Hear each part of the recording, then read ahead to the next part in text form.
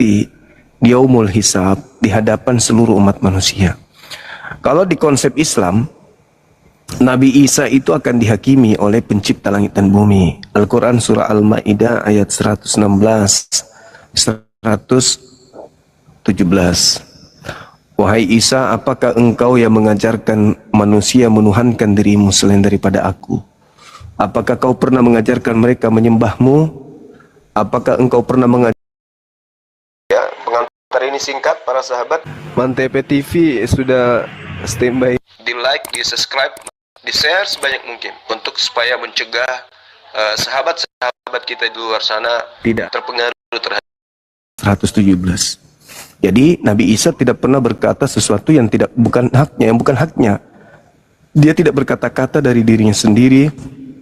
Dia hanya mengatakan apa yang diperintahkan oleh Tuhannya untuk dia katakan. Nah, berkaitan dengan itu, ternyata di dalam Bible Yesus menguraikan hal tersebut, dicatat oleh kesaksian manusia di dalam catatan buku Yohanes bab 12 nomor 44 sampai nomor 50. Apa yang diuraikan Al-Quran itu ternyata ada di dalam kitab saudara. Kalau kita melihat di dalam Yohanes 12, apa yang diterangkan oleh Yesus di situ, datang 44-nya. Barang siapa percaya kepada aku, dia bukan percaya kepada aku, tetapi percaya kepada dia yang telah mengutus aku. Ma qultu lahum illa ma amartani bi ani ubudullah rabbi wa rabbakum. Aku hanya mengajarkan kepada mereka sembahlah Allah, Tuhanku dan Tuhanmu. Jadi yang mengutus aku itulah yang Anda percaya. Ketika Anda percaya kepada aku, Anda tidak percaya kepada aku, tetapi percaya kepada dia yang telah mengutus aku. Barang siapa melihat aku, dia telah melihat dia yang telah mengutus aku. Aku telah datang ke dalam dunia sebagai terang, supaya setiap orang yang percaya kepada aku jangan tinggal di dalam kegelapan.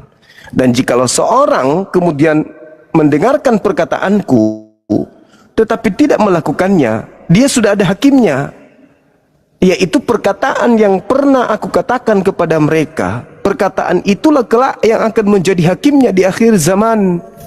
Lalu di atas 1949-nya dikatakan, sebab aku berkata-kata bukan dari diriku sendiri, tetapi Bapa yang mengutus aku, dialah yang memerintahkan aku untuk mengatakan apa yang harus aku katakan dan aku sampaikan.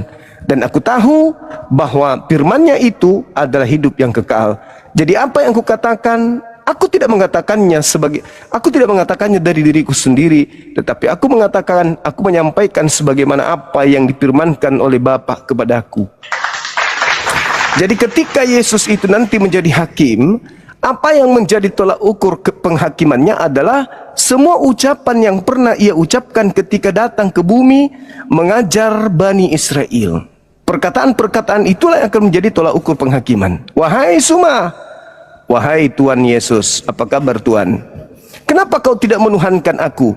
Jawaban Bang Suma, karena semua firman yang pernah kau ucapkan kepada kaummu Bani Israel, tidak pernah kamu mengatakan dan mengajarkan untuk menyembah kepada dirimu. Oke, kenapa kau tidak ibadah minggu? Karena semua firman yang kau ucapkan tidak pernah mengajarkan orang untuk ibadah minggu. Terus kenapa kau tidak makan babi? Apa yang kau ucapkan kau tidak pernah mengajarkan makan babi. Kenapa kau bersunat? Apa yang kau perintahkan seperti apa yang kau ajarkan kepada kaummu, yaitu bersunat. Jadi semua yang kau ucapkan tidak ada yang aku langgar. Semua yang kau perintahkan kepada Bani Israel tidak aku langgar, meskipun itu bukan perintah untukku. Lalu saudara yang dipanggil, Septian, Kadia, sini. Kau kenapa menyembah aku? Pernah aku ajarkan samamu? Tidak sih. Terus kenapa kau ibadah minggu? Pernah aku contohkan untukmu? Enggak juga. Lalu kenapa kau tidak bersunat? Apakah kau tidak pernah mendengar aku disunat pada hari ke-8? Pernah sih. Terus kenapa kau makan babi? Pernahkah aku mengajarkan, mencontohkan makan babi? Tidak juga sih. Ya sudah, kalau begitu enyahlah daripadaku, kamu adalah pembuat kejahatan. Jadi ketika Yesus datang nanti di akhir zaman menjadi hakim, betul, umat Islam pun akan menjadi bagian daripada penghakiman tersebut. Nah, sedangkan orang Kristen Sesuai dengan Matius 7, 22, 23, orang Kristen akan datang kepada Yesus, akan datang kepada Nabi Musa, akan datang kepada Abraham, akan datang kepada Nabi Muhammad. Tapi semua Nabi menolaknya. Hanya ada satu kemudian kemungkinan Anda terselamatkan ketika Anda datang kepada Yesus. Yesus datang tuh di hari penghakiman. Anda datang juga kepada dia. Karena Anda mau kemana? Anda nggak punya pegangan. Anda mau ke Nabi Musa, Musa tak kenal. Abraham tak kenal. Tidak seperti Nabi umat Islam. Ketika datang kepada Abraham kenal. Kenapa? Kami dalam keadaan bersunat. Oh, ini umatku ini. Ini ajaran yang mereka anut, ini ajaran keturunanku ini. Mereka tidak berkulub semuanya. Nah, ini bercahaya ini. Tuhannya adalah ilah Abraham, ilah Ismail, ilah Ishak. Berarti Tuhan yang sama dengan Tuhan saya nih yang mereka sembah. Ketika umat Islam datang kepada Abraham, wah ini yang selalu memberkati saya setiap saat nih. Ketika umat Islam datang kepada Abraham, nah ini yang melanjutkan hewan kurban yang menjadi kemudian korbanot pada saat saya melakukan persembahan kepada anak saya nih. Jadi Abraham pun mengenal kemudian kami umat Islam, meskipun jarak kami jauh. Lalu kami datang kepada Nabi Musa. Nabi Musa melihat kami, loh kok ini kenapa mereka bukan Bani Israel, tapi kok mereka menjadi pelaku Torah. Nabi Musa mengenal kami. Ketika kami datang kepada Yesus, Yesus pun mengenal kami. Hidup kekal adalah mereka mengenal Engkau satu-satunya Tuhan yang benar dan mengenal Yesus Kristus yang Engkau utus.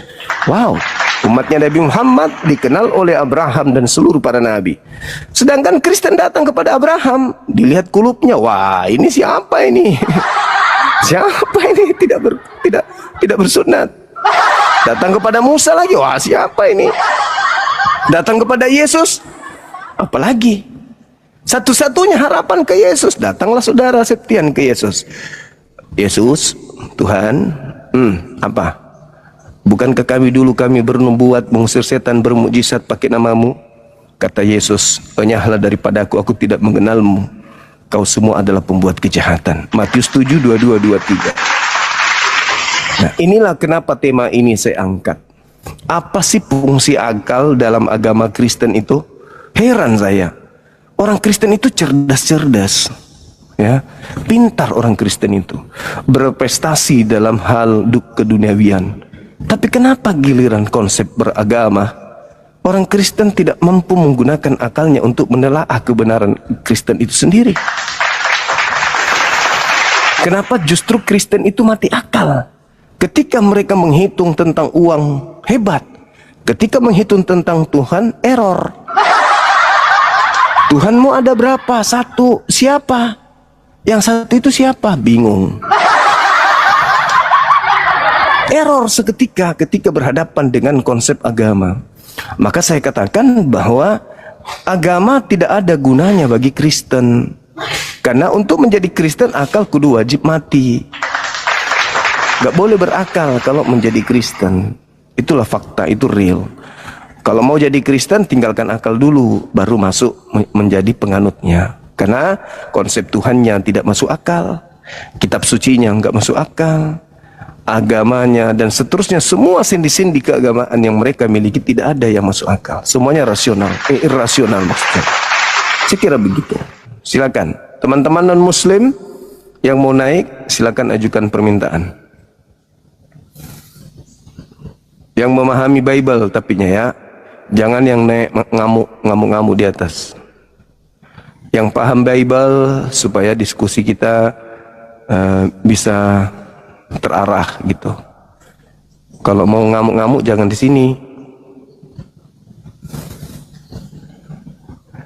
Yang bisa memahami Bible, bisa buka kamera, bisa menjadikan saudara kita Kristen mendapatkan ilmu, silakan ajukan permintaan. Jangan yang mau menghujat. Ini ada 40 orang lebih yang minta permintaan. Bolehkah yang saudara Muslimku batalkan? Dibatalkan dulu, biar non Muslim yang naik kan gitu.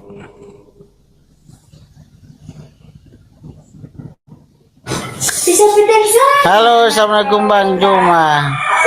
Waalaikum abang. Katolik Protestan? Islam ya. Nggak tahu aku. Ya. Aku nggak tahu. Apakah Anda Iya Islam. Terus abang ada yang ingin disampaikan? Tidak ada. Cuma mau nyimak saya ini. Oh iya, baik, baik. Saudara Muslim mohon untuk tahan diri ya. Halo saudara Islam Kristen. Halo. Halo. Halo bang.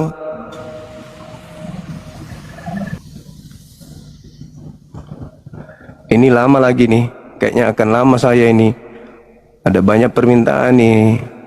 Lama lagi nih saya nih. Ngulik-ngulik lagi, cari-cari di antara umat Islam yang minta ini. Lama di sini lagi kita nih. Karena umat Islam dibilang jangan minta permintaan. Malah mak naik gitu loh. Ayo dong, kerjasamanya saudara Muslim. Bisa ya? Saudaraku yang Islam, bisa tahan diri untuk tidak naik dulu. Halo. Yang non-Muslim aja yang naik. Yang Islam tahan diri dulu. Jangan dulu. Halo, semangat sore. Halo. Halo. Idun. Idun, Katolik Protestan. Ya.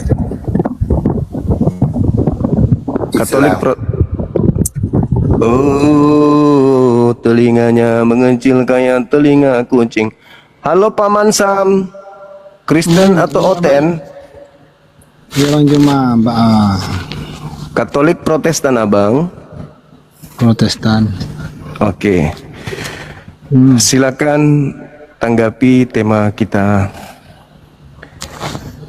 Apa fungsi akal dalam agama Kristen?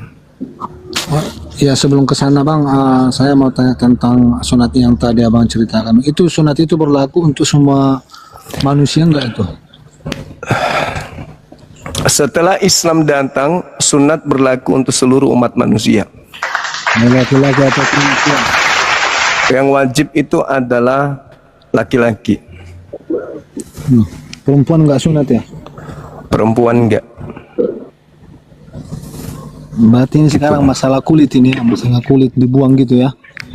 Iya, itu perintah kan.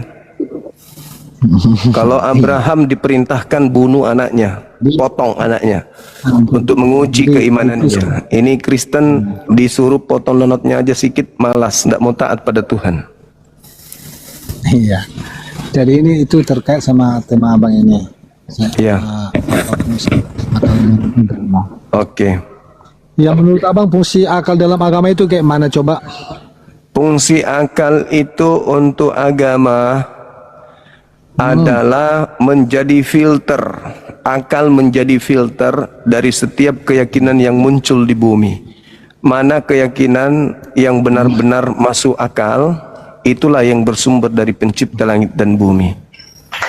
Kalau ada keyakinan yang tidak masuk akal, itu karangan manusia doang. Sahabat Andi Kalau tidak akal, sedang minta permintaan, tidak ada multi atas nama Andi. Gimana? Kalau namanya akal itu bisa dikaitkan dengan logika enggak itu? Yes, itu udah pasti. Akal logika itu sejalan dan seia sekata, nggak bisa terpisahkan. Kan? Jadi namanya akal itu pasti dikaitkan dengan logika. Jadi dalam tentang pengajaran agama harus kita pakai logika enggak? Betul enggak itu ya? Betul. Nah, jadi gini bang, apa fungsi akal dalam agama? Jadi kalau namanya kalau saya seorang umat Kristen, saya pakai akal dan akal saya itu logika. Saya menyembah orang yang pernah datang dari surga, sebab siapa yang pernah datang dari surga pasti beliau yang tahu jalan menuju ke surga. Itu akal logika saya bang. Coba dibantah bang. Iya. Yang mana yang harus kita sembah? Tuhan atau orang? Logika. Kalau kita ngambil logikanya ke sana, dua-duanya bisa bang. Tapi tengok dulu jalannya, kenapa dia menjadi manusia? Apakah ada perintahnya? Dari mana lo? Gini bang Ima. Dia menjadi manusia kan ada jalannya, menjadi manusia? bukan langsung. Maksud saya bukan manusia bukan manusia kayak Anda, bukan saya. Bukan begitu Kemanusiaannya. Jangan bicara sendiri, Bung. Anda nggak mau dibilang orang gila kan? Orang bicara sendiri itu orang gila itu ya. Tema ini adalah apa fungsi akal dalam agama. Fungsi akal itu mengarahkan manusia untuk mengetahui agama itu betul dari Tuhan atau agama itu hanya buatan manusia. Itu fungsi akal. Gini bang, dalam agama. Makanya saya kaitkan akal itu bisa nggak dikaitkan dengan logika, iya kan? Iya. Boleh kan? Nah sekarang di mana logikanya? Logikanya gini bang, ini enggak, dengarkan dulu saya tentang logika. Logikanya ini bang, ada seseorang mau mengajak saya ke suatu tempat di mana tempat tersebut belum pernah saya singgahi. Jadi yang mengajak saya ini orang yang sudah pandai di sana. Tentu saya ikuti supaya saya tidak sesat. Karena kenapa saya ikuti? Karena memang yang ngajak ini memang sudah keluar dari sana. Jadi itu logikanya. Iya, masalahnya bukan Anda ikuti orang ini. Kalau Anda ikuti orang ini, Anda nggak jadi Kristen. Kalau Anda ikuti Yesus, Anda menjadi Yahudi, bukan menjadi Kristen. Itu aja, Anda sudah gagal di situ. Anda gagal total di situ. Yesus Anda katakan dari surga. Sebagai manusia yang datang dari surga, apakah dia Tuhan? Bukan Tuhan. Anda tuhankan, Anda sudah salah jalan. Anda tidak mengikuti jalan Yesus. Yesus mengajarkan muridnya untuk menyembah kepada Tuhan langit bumi yang mereka sebut Elohim. Anda malah menyembah Yesus. Di situ salahnya Anda. Makanya agama Anda itu tidak masuk akal karena Anda menyembah yang memberi petunjuk menuju kepada Tuhan. Yesus memberi petunjuk, begini loh caranya kau sampai kepada Tuhan. Malah Anda menyembah Yesus yang adalah petunjuk menuju Tuhan. Yesus itu juru. Juru itu adalah guru. Guru itu adalah pemimpin. Pemimpin itu adalah yang membimbing. Membimbing kemana? Membimbing kepada tujuan. Yesus membimbing pengikutnya menuju kepada tujuan. Bukan Yesus itu tujuan. Begitu. Jadi kalau Anda mengatakan Anda mengikuti Yesus, Anda salah. Kami lebih mengikuti Yesus daripada Anda. Yesus menyembah langit, Tuhan langit dan bumi. Islam ikut menyembah Tuhan langit dan bumi. Anda malah menyembah Yesus. Siapa yang menunjukkan jalan seperti itu? Makanya saya katakan Kristen menyembah Yesus itu tidak masuk akal. Yang masuk akal itu adalah umat Islam menyembah kepada Tuhannya Yesus. Itu baru masuk akal. Makanya tujuannya akal itu diberikan agar manusia itu bisa sampai kepada agama yang benar. Agama yang benar adalah agama yang mendudukkan Yesus sebagai utusan Tuhan menuju kepada Tuhan. Sedangkan agama Anda menunjukkan kepada Yesus, menyembah kepada Yesus, itu akal Anda sudah mati. Kepala Anda bocor halus. Begitu. Bagaimana Anda bisa melogikakan? Anda mengatakan Yesus dari surga, dialah yang tahu jalan ke surga. Nah, Yesus sudah menunjukkan jalannya. Apa itu? Sembahlah Dia yang mengutus Yesus. Jangan menyembah Yesus. Ada nggak Yesus mencontohkan menyembah kepada pencipta langit dan bumi? Ada. Kenapa Anda nggak contohi Dia? Kenapa justru Anda menyembah Yesus? Adakah Yesus mencontohkan menyembah dirinya? Kan tidak ada. Berarti logika agama Anda itu tidak masuk. Yang ada adalah akal-akalan agama Anda baru masuk ke Anda. Yesus juru selamat. Ya, Islam akui, Islam akui. Bagaimana Yesus menyelamatkan manusia? Dengan mempercayai dirinya sebagai utusan Sang Tuhan langit bumi. Itu baru kita mendudukkan Yesus itu sebagai juru selamat. Juru selamat dunia adalah mengimani Nabi yang datang ke tengah-tengah kaumnya Bani Israel lahir tanpa ayah, mengarahkan manusia menerima dirinya sebagai nabi untuk menuju kepada sang pencipta langit dan bumi. Itu baru mendudukkan Yesus sebagai juru selamat. Tapi kalau mendudukkan Yesus sebagai Tuhan, itu salah jalan itu. Nggak masuk akal. Sedangkan Yesus ajarannya adalah masuk akal. Ajaran Yesus itu rasional. Ajaran Yesus itu logika. Ketika Yesus dituhankan, itu sudah irasional, nggak masuk akal. Itu sudah bukan ajaran Yesus itu. Begitu saudaraku. Coba telah diri Anda. Yesus ketika turun ke bumi mengajarkan menyembah kepada dirinya atau mengajarkan menyembah kepada sang ilahi yang ada di langit? Jawaban Anda apa? Jadi gini, kenapa umat Kristen menyembah berserah kepada Yesus? Karena Yesus itu adalah firman Allah. Yesus ajarkan nggak nyembah dirinya? Dia bukan, memang dia tidak ada pengacara. Tapi Sudah bengkok, jalanmu bengkok. Halo bang semua. Iya. Mungkin karena Yesus itu rendah hati bang semua. Dia tidak mau angkuh. Karena Iya. Yesus itu, makanya dia tidak berkata sembah laku itu kan. Oh, nggak bisa. Itu tanggapan Anda yang sudah terlanjur menuhankan dia. Kan Anda masih bisa mundur tuh. Mundur, ikuti instruksi Yesus. Kalau Anda sudah terlanjur menuhankan, mundur lagi. Bertobat. Jalani apa yang Yesus tunjukkan. Akulah jalan, akulah kebenaran, akulah hidup. Tidak ada yang sampai kepada langit, pencipta langit bumi tanpa melalui dia. Mundur. Kalau Anda sudah terlanjur mengikuti jalan Paulus yang salah, mundur. Jadikan Yesus itu sebagai jalan. Anda akan selamat. Jangan pula Anda sudah terlanjur Kristen, Anda akal-akali. Oh enggak, mungkin Yesus itu merendahkan diri. Memang, Yesus itu sangat merendahkan diri. Dia itu adalah manusia yang luar biasa, wakil Tuhan pencipta langit dan bumi yang pernah nusul ke bumi. Wakil Tuhan itu. Bukan wakil presiden lagi, tapi wakil pencipta.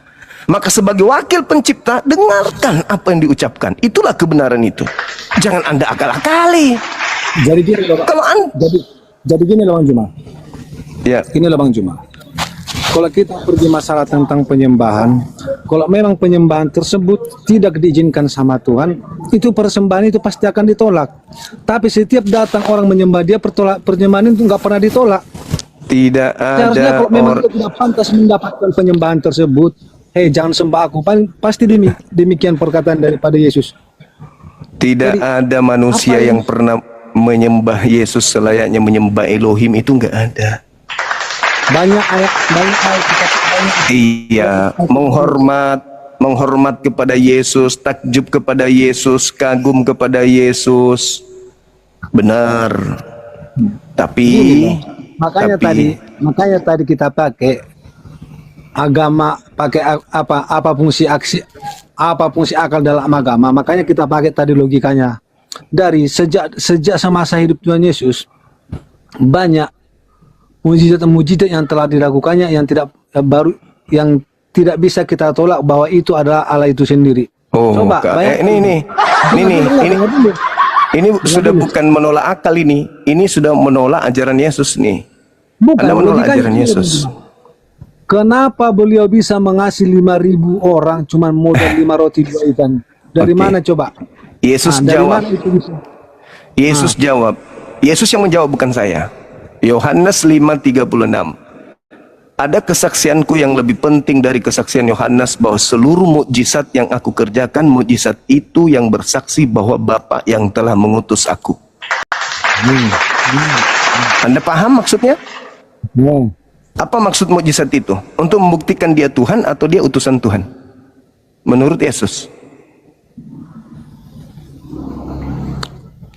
Menurut Yesus perkataannya apa di sana? Ada kesaksianku yang lebih penting. Perlu ditanya Bang Juma, menurut kami, bukan menurut Yesus ya, menurut kami. Ada kesaksian Yesus yang lebih penting dari kesaksian Yohanes Pembaptis, bahwa seluruh mukjizat yang dia kerjakan, mukjizat itu bersaksi kalau dia adalah utusan Bapa. Terus kenapa Anda menjadikan dia Tuhan dengan mukjizat itu? Itulah artinya bahwa agama Anda tidak sampai ke kebenaran akal. Karena Yesus mengatakan menghidupkan orang mati, memberi banyak orang makan dengan 1-2 buah roti, itu mukjizat yang diberikan Tuhan kepadanya sebagai bukti kalau dia itu adalah rasul, utusan Tuhan. Tetapi Kristen menyerongkan kondisi kesaksian itu, menjadikan Yesus itu sebagai Tuhan oleh karena dia mampu membuat makan banyak orang dengan 1 roti. Artinya, untuk menjadi Kristen, akal harus mati dulu. Karena kalau akal yang Anda gunakan menelaah pernyataan Yesus, kesaksian Yesus, maka Anda akan mendudukkan Yesus sama seperti umat Islam mendudukkan Yesus sebagai Rasul Tuhan.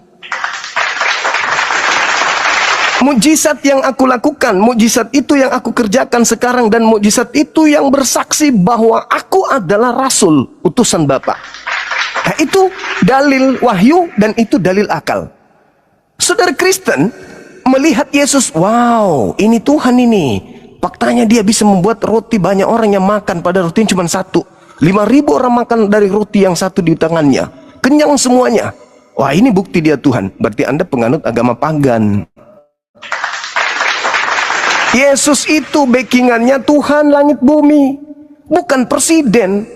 Dia backingannya itu raja di atas raja. Jadi segala sesuatu mukjizat yang dahsyat, super dahsyat, Yesus bisa lakukan sebagai wakil Tuhan.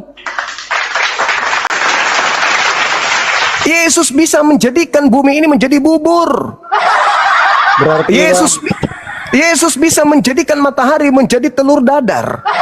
Kenapa bisa begitu? Ya, karena Yesus ini adalah utusan pencipta langit dan bumi yang maha dahsyat. Berarti kita Jangan benar, ragukan Bang. itu. Berarti kita benar, Bang, mengikuti Yesus. Lah, kalau Anda mengikuti Yesus, Anda menjadi Yahudi, ku bilang. Kok jadi Kristen Anda? Di mana Yesus pernah menunjukkan jalan Kristen? Gak ada. Dari A sampai Z ajaran Yesus itu tidak akan pernah mengarahkan kaki ini melangkah ke gereja. Catat itu. Tidak ada unsur menjadi pengikut Yesus mendengar khotbah pendeta. Tidak ada unsur, sabar, tidak ada unsur dalam penginjilan Yesus mengantarkan manusia mendengarkan khotbah gereja. Nggak ada. Bahkan sekedar ke gereja saja tak ada dalam ajaran Yesus itu. Nggak ada. Kalau Anda menjadi pengikutnya, Anda akan rajin mendengarkan ceramah khotbah daripada rabi-rabi Yahudi pengajar Torah. Anda akan ke sinagoge beribadah. Anda di sana tempat ibadahnya kalau Anda mendengarkan Yesus. Bang Juma, bantuin kita ngomong dengan Bang Juma. Itu masalah-masalah kebaktian itu nanti itu ayat ada semua ayatnya. Jadi Silakan Anda tunjukkan. Kalau kasih saya ayat Bang Juma 1 ayat Alkitab Lukas 19:1-10, bagaimana tanggapan Bang Juma tentang di sana? Ini tentang Apa yang Yesus Lukas Bacakan. 19:1-10. Apa yang dikatakan di sana ketika dia menguraikan ajaran itu kepada kaumnya? Apakah itu mengikat kita sebagai orang di luar? Maksud saya masalah mengikuti tentang Yesus Kristus. Ya. Dibacakan, Bang, dibacakan ayatnya, Bang. Sebab anak manusia datang untuk mencari dan menyelamatkan yang hilang. Berarti dia bisa menyelamatkan orang. Nih tak ajarin ya. Yesus mengatakan dalam Matius 15 nomor 24, aku diutus kepada domba-domba yang sesat. Sesat itu artinya hilang, kehilangan arah. Aku diutus hanya kepada domba-domba yang kehilangan arah dari umat Israel. Baca Yehezkiel 5. Yehezkiel 5 nomor 12, nomor 13. Di situ Tuhan marah kepada Bani Israel. Maka dikatakan sepertiga dari kaummu aku bunuh dalam perjalanan, sepertiga lagi dibunuh oleh orang-orang di sana, sepertiga lagi aku hembuskan ke seluruh penjuru mata angin. Bani Israel yang sepertiga inilah yang terhempas ke seluruh penjuru bumi. Itulah Yesus katakan dalam Yohanes 10, masih ada lagi domba-dombaku yang harus kutuntun di luar daripada Yerusalem, di luar daripada kandang ini. Siapa mereka? Keturunan Yakub yang sudah Tuhan hembuskan ke seluruh penjuru bumi. Itulah Yesus mengatakan, pergilah ke seluruh dunia, jadikanlah seluruh bangsa. Maksudnya seluruh bangsa di sini adalah bangsa Bani Israel. Jadikanlah mereka kemudian menjadi muridku. Maksudnya keturunan Yakub yang sudah berpencar ke seluruh dunia, ajak mereka menjadi muridku, sebab aku datang diutus untuk mereka. Itu bukan untuk kita, Yesus itu untuk kaumnya Bani Israel saja. Jadi bangsa yang hilang atau umat yang hilang atau domba yang hilang adalah Bani Yakub yang sudah keluar dari tengah-tengah kaumnya Bani Israel, Yerusalem. Itulah yang dimaksud orang yang hilang. Kalau Anda menggunakan akal, Matius 15:24, aku Yesus diutus hanya kepada domba yang sesat dari Bani Israel. Anda Bani Israel? Memang itu benar, tapi makanya ada rasul-rasul berikutnya datang untuk menyebarluaskan berita tentang Yesus. Anda Bani Israel, rasul-rasul. Itulah tadi di sana kegunaan daripada Paulus. Di sana tadi. Yesus berpesan di dalam Matius 10 nomor 5 nomor 6. Yesus berpesan kepada ke-12 muridnya agar jangan ke bangsa lain, tapi pergilah kepada domba-domba yang sesat dari bangsa Israel. Itu fakta, itu real. Kenapa Begini, kami? teman-teman. Ya, gimana? Anda mengklaim kalau Anda pengikut Tuhan Yesus, padahal Anda benci Yesus, bahkan Anda hina-hina. Jadi gimana logikanya ini? Anda salah. Gimana logikanya? Padahal umat Islam itu sangat banyak kali membenci Yesus. Tidak ada secuil pun. Di sisi lain kalian mengakui kalian pengikut Yesus. Jadi Dengar. kalau buat sebuah narasi itu yang logika lah. Dengar. Al-Quran menarasikan Nabi Isa alaihissalam ingin dibunuh, ingin disalib, tetapi kemudian Tuhan langit dan bumi menyelamatkan Nabi Isa.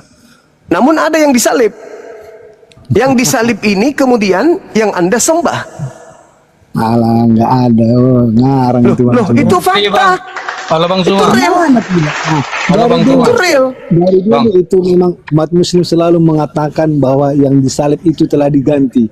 Di mana? Ya memang betul itu. Memang benar. Itu ada Halo, dalilnya. halo, halo. Itu real. Itu Ada real. dalilnya nggak itu? Itu ada dalilnya nggak? Kalau isi- Ada Itu di dalilnya. Al-Quran, Abang. Al-Quan beda dengan kita. Saya mau bertanya, berarti agama Islam Itu tidak Al-Quran kan, mengakui itu kan Yesus besar, Bang? Al-Quran kan ajaran orang itu bukan ajaran kita. Makanya saya bilang Tapi narasi yang ada. Dengar dulu. Kemarin itu saya kan sudah pernah berdebat sama Abang Juma ini sampai di mana posisi Tuhan Yesus kalian percaya dia sebagai penyelamat. Sebelum Yesus Menyelamatkan disalibkan. kaumnya Bani Israel. sebelum Yesus Titik. disalibkan dia sudah berkata kepada Simon Petrus, engkau akan menyangkalku 3 kali, kata sebelum Yesus diapain ya? Iya, engkau akan menyangkalku. Engkau akan menyangkal. Nyatanya itu terjadi.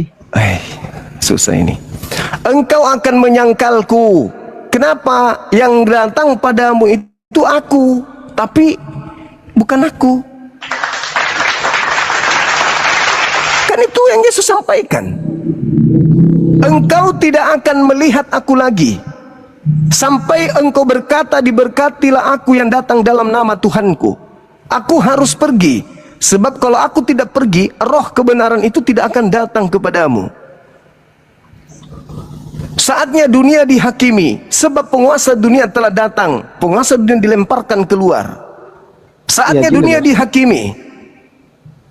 Kan begitu poinnya. Sebelum terjadi penyaliban, itu perkataan Yesus pun sudah ada kalau dia ingin dibunuh. Itu ada itu udah ada perkataannya. Memang Dia tahu betul. Memang benar. Sekarang coba Anda baca Lukas 22. Lukas 22 nomor 43, nomor 44. Yesus berdoa kepada Tuhan, bukan? Tuhan, sekiranya mungkin biarlah cawan ini berlalu daripadaku, tapi bukan atas kehendakku, tapi atas kehendakmu. Pertanyaannya, apakah ada kehendak Bapa agar Yesus itu dibunuh? Oke. Ada enggak? Ya terus dulu. Halo, Bang. Halo, Bang. Nanti saya Bang jawab. Suma. Ya, ya. Saya mau jawab pertanyaan, mau nanya juga. Silakan. Kalau yang disalib itu bukan Yesus, kenapa ada perkataan Yesus di kayu salib? Di Lukas 23 ayat 34. Ya Bapa, ampunilah mereka sebab mereka tidak tahu apa yang mereka berbuat. Yudas itu menyembah kepada Bapa. Wahai Bapa, ampunilah mereka sebab mereka tidak tahu apa yang mereka pekerjakan. Yaitu bahwa sesungguhnya yang mereka bunuh itu Yudas. Aku Yudas, bukan Yesus. Ampuni dia, mereka nggak tahu. Mereka pikir aku ini Yesus. Mereka nggak tahu, ampuni mereka. Itu maksudnya tuh. Apa buktinya bahwa dia itu Yudas? Anda baca Lukas 22 nomor 69. Oke. Baru kenapa dia bisa memastikan yang di sebelah kanannya menjadi pengikut apa? Menjadi penghuni surga? Di mana haknya dia kalau memang? Sekarang begini. Udah. Saya boleh menjawab? Atau Anda hanya ingin pamer kebodohan? Saya menjawab dulu dong. Kalau salah baru Anda tertawa. Oknum ini berkata, hari ini juga engkau bersama aku di Firdaus. Pertanyaan saya, apa betul orang itu hari itu juga ke Firdaus? Muntadara kau kan? Muntabir kau kan? Sesungguhnya pada hari ini juga engkau akan bersama-sama dengan aku di Firdaus. Matamu, orang itu membusuk di situ. Di tiang salib dia membusuk, dia nggak kemana-mana. Jangankan ke Firdaus, ke warkop aja enggak. Ini makanya, apakah agama Anda itu bisa diterima dengan akal? Apakah akal Anda itu bisa membuat Anda sampai kepada kekristenan? No. Nggak bisa. Akal tidak bisa menolong Anda untuk menelaah kekristenan. Logika rusak. Akal-akalanlah yang bisa membuat Anda tetap bertahan di Kristen. Saya sadar, saudara-saudara kami ke Kristen, ketika mereka masuk gereja, menemukan diri mereka menyembah kepada manusia Yesus, saya tahu kalian tersakiti dengan keadaan itu. Kenapa Anda sakit? Karena akal Anda bertolak belakang dengan apa yang Anda yakini. Pada hari ini juga engkau akan bersama aku dengan Firdaus. Matamu membusuk, orang itu nggak kemana-mana. Lantas Anda mengatakan, wah ini adalah Tuhan karena dia menjanjikan. Faktanya janjinya terbukti enggak? Enggak, itu cuman jualan-jualan barat pengarang kitab Anda untuk menjerat Anda agar Anda percaya Yesus itu Tuhan. Anda tidak bisa menelaah orang yang dijanjikan oleh oknum ini apa betul ke Firdaus? Enggak. Itu fakta, itu real. Seperti itu. Jadi kalau agama Anda bisa ditelaah dengan akal, berarti agama Anda ajaran Yesus. Karena Yesus mengatakan, kasihilah Tuhan Elohim dengan akal sehatmu. Dengan akal, bukan akal-akalan. Nah sekarang ketika Yesus mengatakan kasihilah Tuhanmu dengan akal budi, masuk di akal enggak? Bapa Elohim langit bumi turun ke bumi menjadi bayi imut. Hore, Bapa Elohim pencipta langit dan bumi turun ke bumi jadi bayi. Coba pakai pesan Yesus, kasihilah Tuhan Elohimmu dengan akal budi. Coba telah pakai akal budi. Masuk akalmu enggak Tuhan turun ke bumi menjadi bayi yang tidak bisa cebok sendiri? Hah? Kalau manusia turun ke bumi jadi bayi, masuk akal. Tapi kalau Tuhan langit bumi yang maha kuasa jadi bayi, matamu robek. Gimana caranya kau mau menelaah dengan akal? Nggak bisa. Kau harus menjadi Kristen dengan menanggalkan akal sehatmu. Karena akal sehat tidak dipakai dan tidak berguna di dalam agama Kristen. Dan memang Paulus mengatakan di dalam 1 Korintus 1 nomor 19, aku Paulus akan mematikan kecerdasan manusia. Bahkan pengetahuan Tuhan aku tawan demi untuk menggiring manusia kepada Kristus. Jadi untuk menjadi Kristen harus melalui pintu Paulus. Apa pintu Paulus? Matamu direparasi dulu, kepalamu dibuka, dicabut otak, simpan di ember, baru kau bisa jadi pengikut Paulus. Kalau tidak, nggak bisa, kau pasti keluar. Coba baca 1 Korintus 1:19 itu apa kata Paulus? Kecerdasan berpikir, kemampuan bernalar, aku matikan. Bahkan pengetahuan Tuhan aku tawan, demi untuk menggiring kemudian manusia kepada Kristus. Berbeda dengan Islam. Harus pakai akal untuk sampai kepada pencipta langit dan bumi. Kalau Paulus harus matikan akal untuk sampai kepada pencipta yang diciptakannya sendiri. Itu data, itu dalil. Bagaimana mungkin ada sebuah agama mematikan akal umatnya? Bagaimana mungkin ada sebuah agama menawan, menahan, memenjarakan, menyembunyikan firman Tuhan? Agama apa ini? Kecerdasan orang berpikir aku matikan. Kemampuan berpikir, logisme manusia aku tawan. Bahkan pengetahuan Tuhan pun aku tawan, demi menggiring manusia menuju kepada Kristus. Kira-kira ini ajaran apa yang kayak gitu? Hah? Sedangkan Yesusnya mengajarkan manusia untuk berakal. Kasihilah Tuhanmu dengan akal budimu. Datang Paulus, aku mematikan akalmu supaya kau sampai kepada ajaranku, yaitu nyembah kepada Kristus. Apa kata Paulus di dalam 1 Korintus 1:19 itu? Dikatakan begini, Apollomi, aku akan mematikan, menghilangkan. Apollomi Sophia, kecerdasan. Apollomi Sophia, aku akan mematikan kecerdasan orang terpelajar. Sophos, Sophos itu adalah orang terpelajar, orang terdidik, orang yang menelaah. Sophos, Kai, dan kemampuan berpikir sunesis, sunesos akan aku lenyapkan. Ateteo, kemampuan berpikir cerdas manusia, ateteo, akan aku lenyapkan. Wow. Kalau kita lihat lagi di dalam 2 Korintus 10 nomor 5, itu juga parah di situ. Dia mengatakan begini, Kataires artinya aku, kelompokku, kami, Kataires, membinasakan, mematahkan atau membinasakan atau menghilangkan. Apa yang dihilangkan? Pemikiran, logismos. Aku mematahkan logismos, pemikiran. Pemikiran apa yang dihilangkan? Manusia.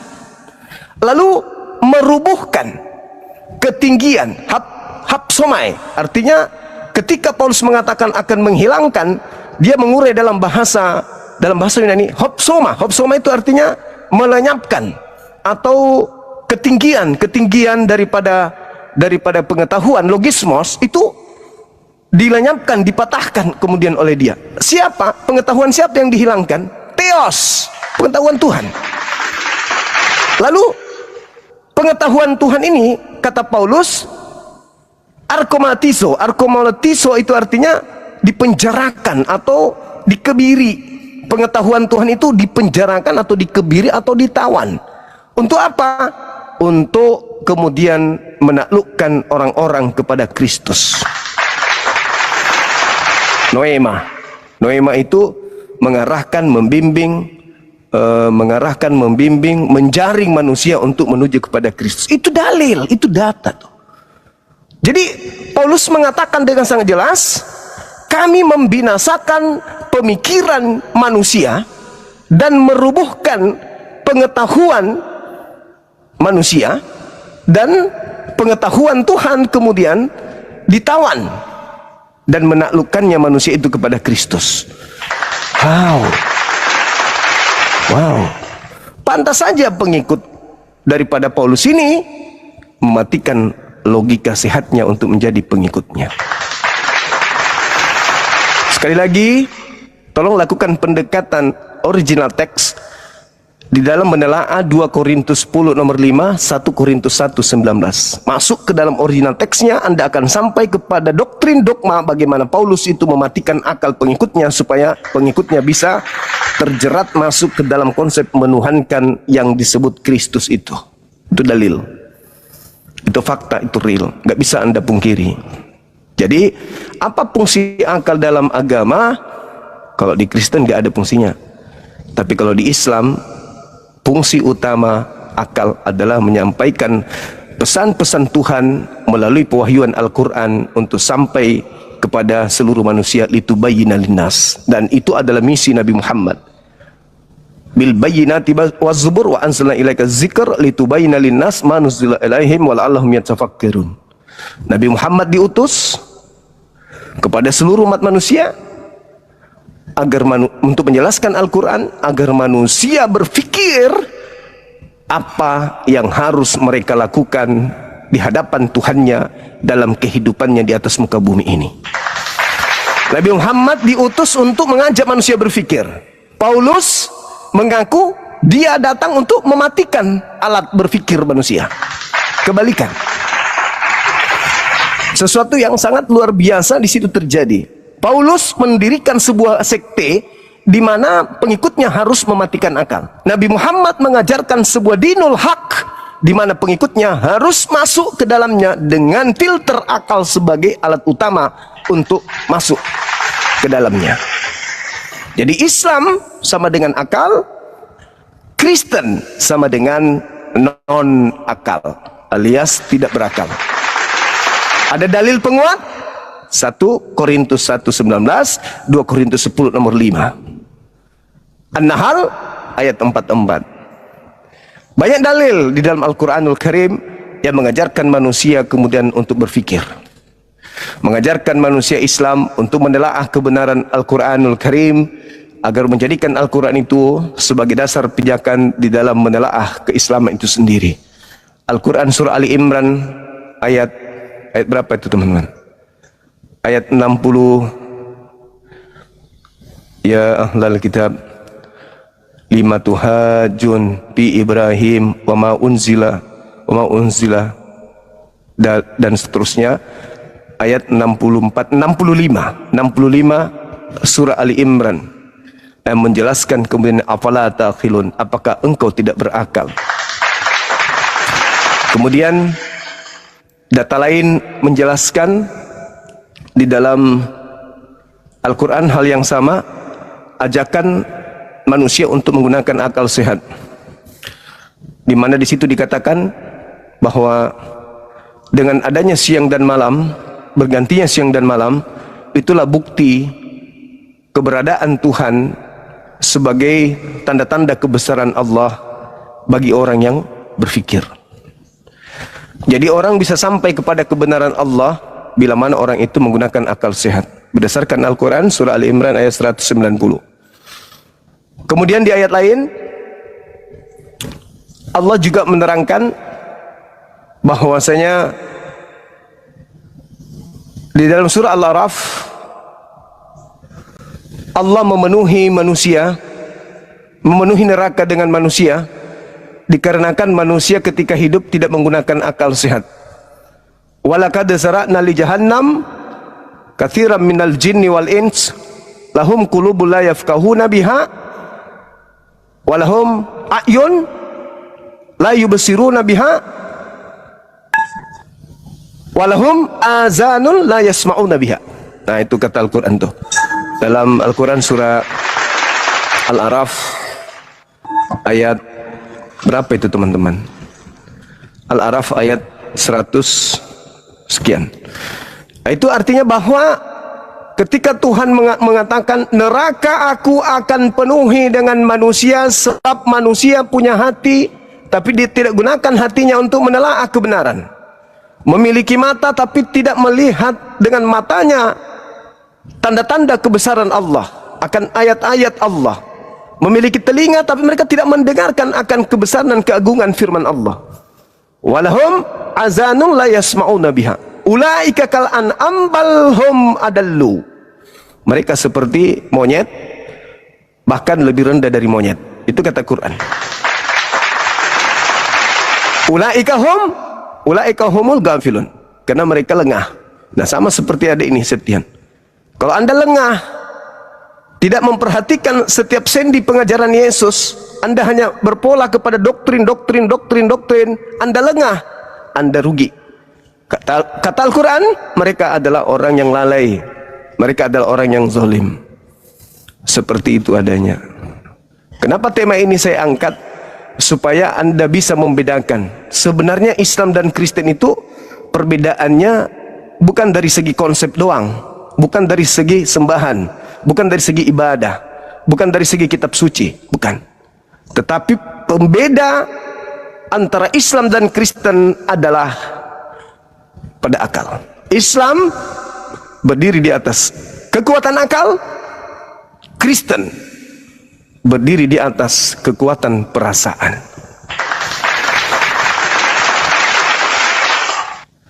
Seperti itu saudaraku. Silakan kalau ada yang ingin dipertanyakan atau ada ingin disampaikan.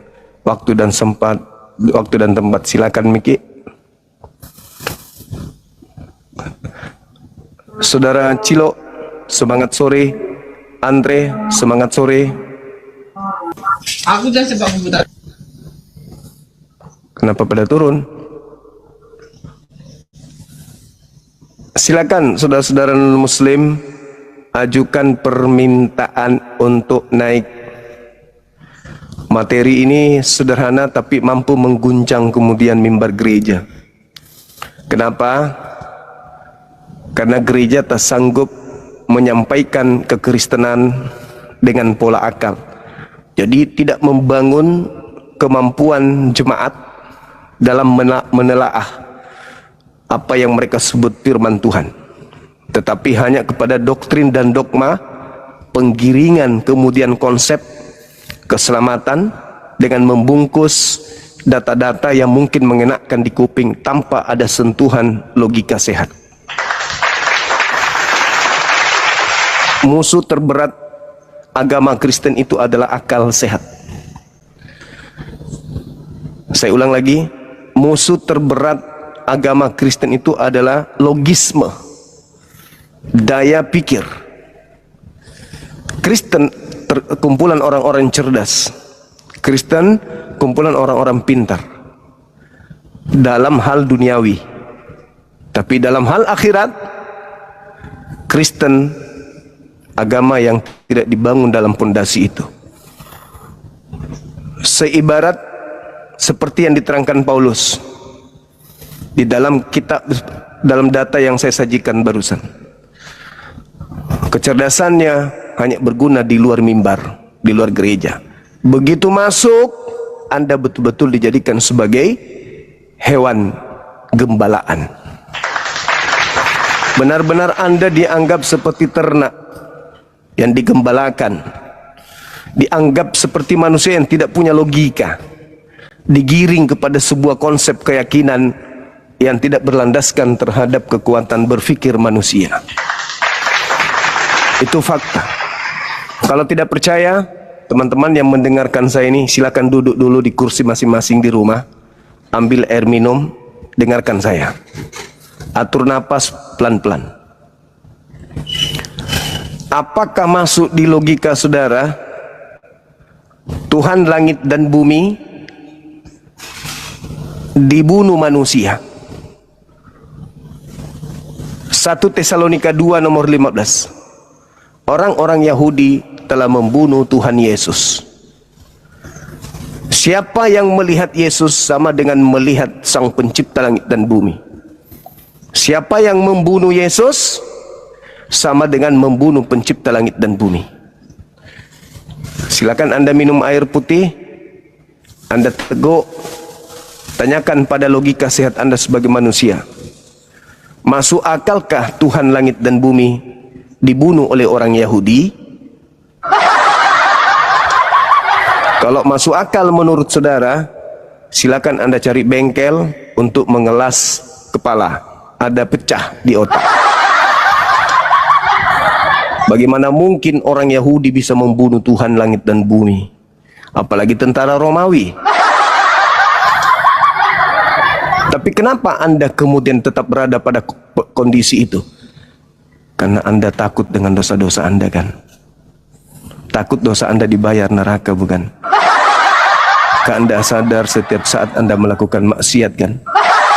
Dan Anda tidak berani mempertanggungjawabkan maksiat-maksiat itu di hadapan Tuhan kan?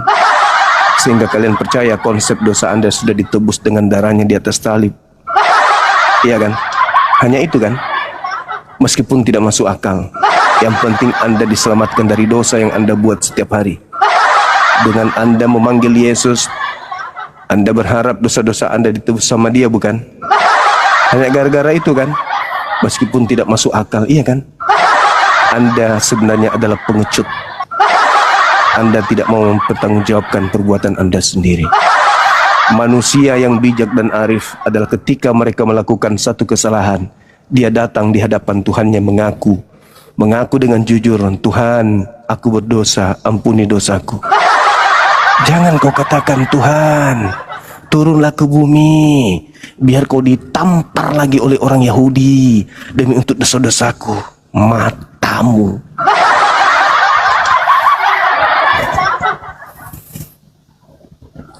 Itu. Gol, saudara-saudara. Silakan saudara non-muslim yang menguasai Bible, yang paham dengan Bible, naik ke sini, mari diskusi dengan Bang Suma. Ustaz, tolong matikan lampu. Padamkan maksudnya. Biar terang. Oke, thank you. Yang di depan itu nggak usah di ini, masih terang. Halo saudara, apakah saudara Al-Hamba ini termasuk manusia-manusia penyiksa Tuhan?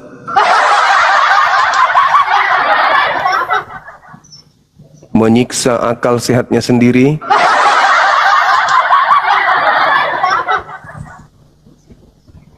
Silakan saudara-saudara non-muslim naik, hadapi saya dengan ilmu.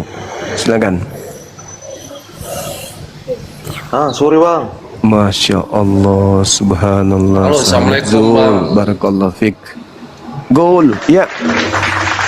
Waalaikumsalam warahmatullahi wabarakatuh. Jika muslim. Warahmatullahi wabarakatuh. Waalaikumsalam. Muslim nih bang, muslim bang. Iya, gimana bang? Kalau muslim, apa yang mesti kita perbincangkan kalau kita sesama muslim? Ini dialog lintas agama. Saudara 100, ini apa ini bahasa tulisannya? Enteleheng eleheng ente. Semangat sore.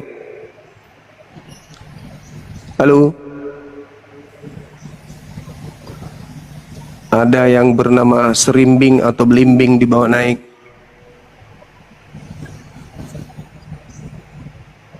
Silakan saudara-saudara non-muslim ajukan permintaan.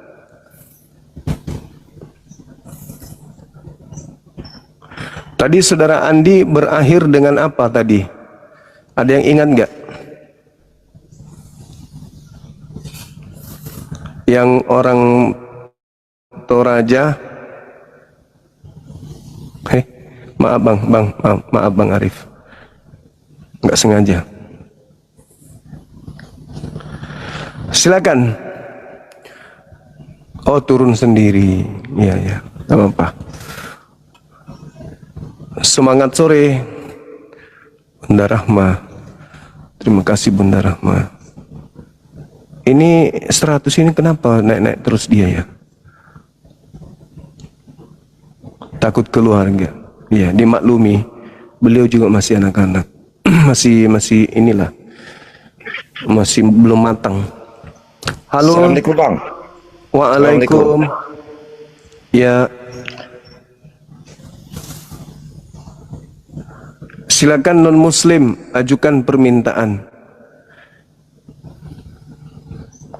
Yang muslim sabar aja dulu bang, dibawa zikir saling mendoakan kita. Silakan. Kita naikkan yang non-muslim dulu. Sorry bang, kenapa semua diturunkan, diturunkan, kenapa itu? Yang dinaikkan itu yang non-muslim aja bang. Anda Katolik, Protestan? Protestan. Oke, silakan buka kamera, kita diskusi. Saya Anda Muslim. Sunni?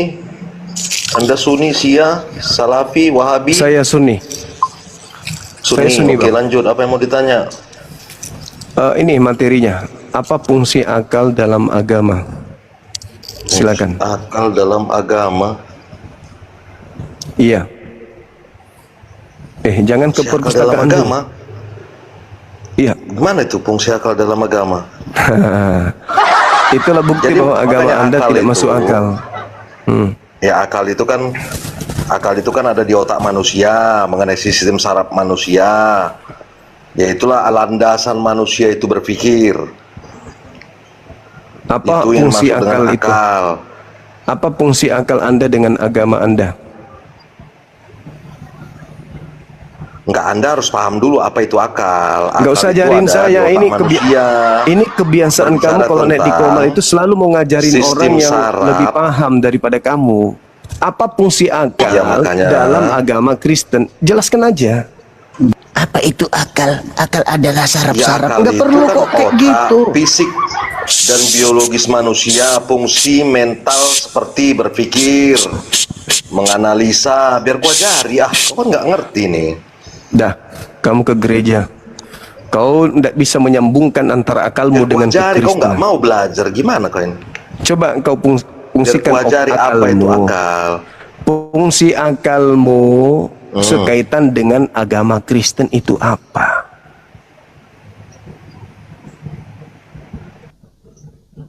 Mampus kau kan? Kau pandai bernarasi, tapi kau sendiri nggak sadar narasimu itu masuk di otakmu atau tidak. Kau pengen ngajarin ikan renang, lucu kau ini.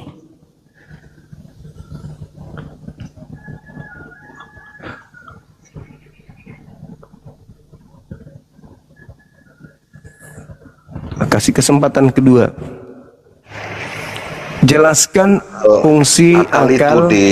fungsinya untuk berpikir, menganalisa, mengingat, mengambil keputusan pada makhluk Agama hidup. Pak, dalam agama. Fungsi akal dalam agama Kristen itu apa fungsinya? Ya Allah ya Akal. Tuhan. Tinggal jawab aja. Seibarat Kristen itu adalah kapal yang sedang berlayar di lautan. Akal di situ sebagai apa? Baling-baling, sebagai mesin, sebagai dayung, sebagai layar, sebagai tali, kemudi atau apa? Ayo. Kalau di Islam ibarat kapal, akal itu sebagai akal sebagai apa pada saat Islam itu kemudian berada pada kapal yang ada di lautan? Akalnya sebagai apa? Dia berfungsi sebagai apa di kapal akal itu? Kapal berfungsi sebagai mesin penggerak dari seluruh dimensi yang ada di kapal. Itulah akal. Kompasnya, komputernya, itu akal di Islam. Jadi ketika kapal berlayar, fungsi akal di sini yang mengarahkan. Dia harus ke timur, dia harus ke barat. Saya Sehingga- sintur dulu Bang. Bang, Oke. saya Oke, sintur saudara. dulu. Silakan. Oke. Nah, sedangkan kalau di agama Anda, seibarat kapal, akal Anda itu fungsinya apa? Karena kok saya lihat kapal Anda di lautan mutar-mutar gini. Mutar dia.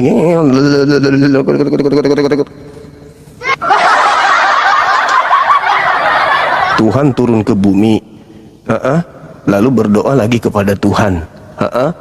Lalu ketika berdoa kepada Tuhan, Tuhannya lagi yang kemudian turun ke bumi, berdoa lagi kepada dia, minta lagi kepada dia. Dia adalah Tuhan. Tuhan itu sendiri mutar-mutar dia, menjadikan gelombang lautan begitu dahsyat sehingga semua rubuh, pohon-pohon yang ada di pantai itu rubuh semua, gunung meledak, semuanya dibuat. Kenapa bisa kayak gitu? Ya karena nggak rasional. Menurunkan kapal ke laut, ya. pantat kapalnya di atas. Gimana mau sampai ke pelabuhan?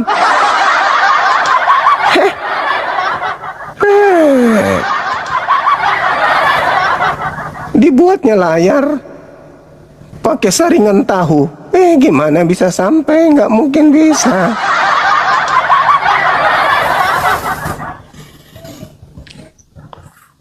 Ada dayungnya bang, betul ada dayungnya, betul. Tapi yang dibuat dayung itu kerupuk dari singkong. Begitu kena air langsung hancur, melepuh, meleleh. Kasih sayang. Gimana? Punya kapal kok gitu amat? Halo saudara, semangat malam. Halo, semangat malam. Halo, Victorious. Halo bang, buka kameranya bang. Halo, halo abang. Abangku yang ganteng.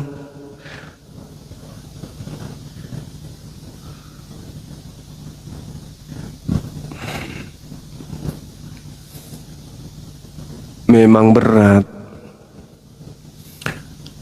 Memang berat Bang Suma. Bagaimana mungkin ajaran kami yang tidak masuk akal ini bisa kemudian ditelaah dengan logika sehat? Tidak mungkin Bang. Gak ada logika-logikanya. Tuhan turun ke bumi jadi bayi, ditampiling lagi. Ada itu Bang, itu cuman keyakinan kami doang. Kalau mau ditelaah dengan akal nggak masuk akal Bang. Jadi ya begitulah adanya Bang.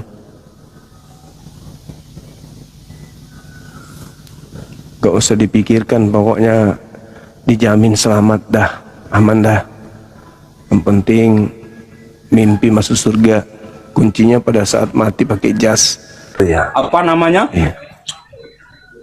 Nginjek-nginjek orang itu di tempat umum ya kan, di warung. Coba kalau di perantauan mati kau. Iya, itu tetangga loh, tetangga itu. Ya mulutnya kuat-kuat di warung. Nah, kalau ya toko warung gitu lah. Coba kalau di perantauan, wah mati kau layanin.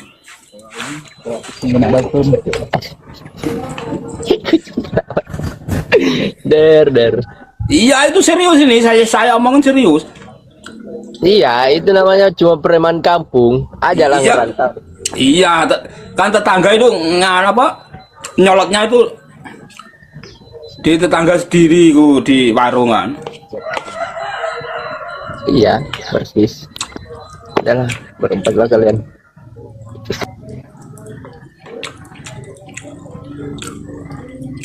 Halo, dari kota mana bos? Dubai. Oh, dari Indo ini, di Indo. Oh, ya. Dari Indonesia.